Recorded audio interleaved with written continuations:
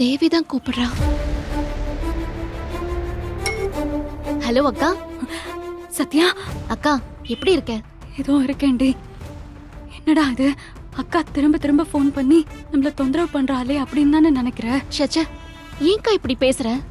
உன் குரலை கேட்டா எனக்கு எப்பவுமே சந்தோஷமா தான்க்கா இருக்கும். சத்யா, அபியோட நிச்சயதார்த்தம் நடக்கிறதுக்கு ரொம்ப நாள் இல்லடி. 2 பயங்கர பணக்கார குடும்பத்தோட கல்யாணம் சம்பந்தம். அதனால அத பத்தி இப்பெல்லாம் பேப்பர்ல நிறைய நியூஸ் வருதுடி. அத பாக்கும்போதெல்லாம் எனக்கு ரொம்பவே பயமா இருக்கு. அபியோட நிச்சயதார்த்தமும் கல்யாணமும் நிச்சயமா நடக்காதுக்கா. நடக்க நான் விடவும் மாட்டேன். நிஜமாதான் சொல்றியா? இந்த நிச்சயத்தை உன்னால நிறுத்த முடியுமா?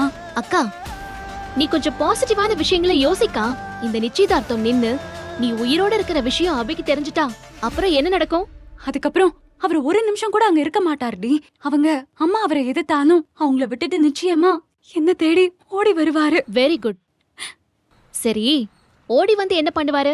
அபி என்ன தாங்கி அணைச்சுப்பாரு. நான் பட்ட கஷ்டத்துக்கெல்லாம் அவர் என்கிட்ட மன்னிப்பு கேட்பாரு. எங்க குழந்தைய ஏத்துப்பாரு. நம்ம அப்பா அம்மாவை எப்படியாவது கன்வின்ஸ் பண்ணி என்ன கல்யாணம் பண்ணிப்பாரு. அப்புறம் நாங்க சந்தோஷமா குடும்பம் நடத்த ஆரம்பிச்சிருவோம். பாத்தியாக்கா, உன்னோட நினைவுகளும் நம்பிக்கையும் உனக்குள்ள எம்புட்டு சந்தோஷமும் தெம்பையும் தருதுன்னு, எவ்வளவு நம்பிக்கை கொடுக்குதுன்னு.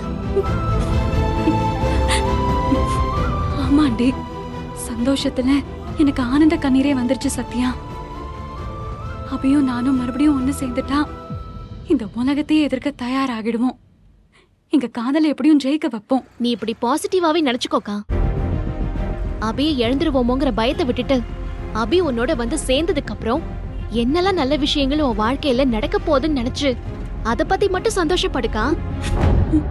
இதுதான் தன்னம்பிக்கையா வாழ்றதுக்கான அர்த்தம். சரிடி, இப்போ உறுதியா சொல்றேன், அபியோட நிச்சயதார்த்த ஃபங்க்ஷன் நடக்காது.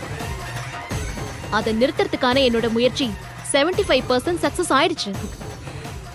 நிச்சயம் அந்த ஃபங்க்ஷனை நான் நிறுத்திடுவேன். என்ன நம்பு.